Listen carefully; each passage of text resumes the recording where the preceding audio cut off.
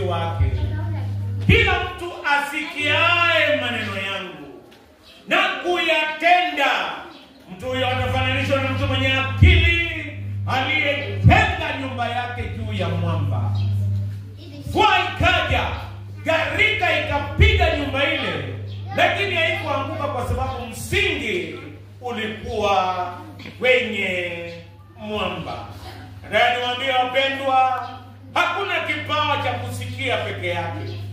Yesu akasema kila mtu asikiaye na kuyatenda, mtu huyo atafananishwa na mtu mwenye akili aliyejenga nyumba yake juu ya mwamba.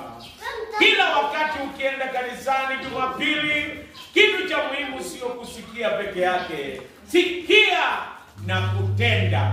Na utafananishwa na mtu mwenye akili aliyejenga nyumba yake juu ya mwamba.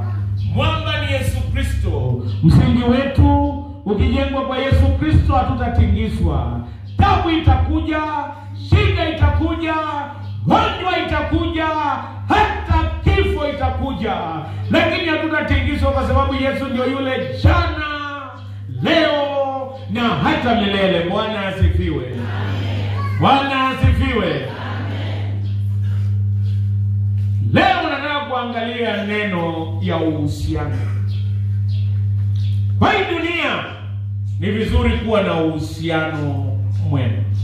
Kwanza uwe na uhusiano mwema na Mungu. Pili, uwe na uhusiano mwema na jamii yako na wale ambao unakaa pamoja nawe, hata majirani. Kuna baraka mtu akiwa na uhusiano mwema.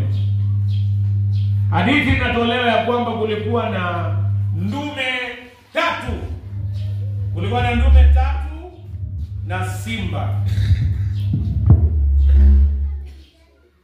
Kulikuwa na ndume tatu na simba. Basi hizi ndume tatu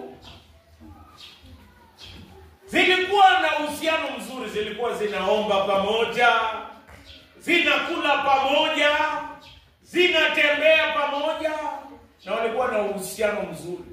Na kulikuwa na simba ambaye alikuwa ni adui.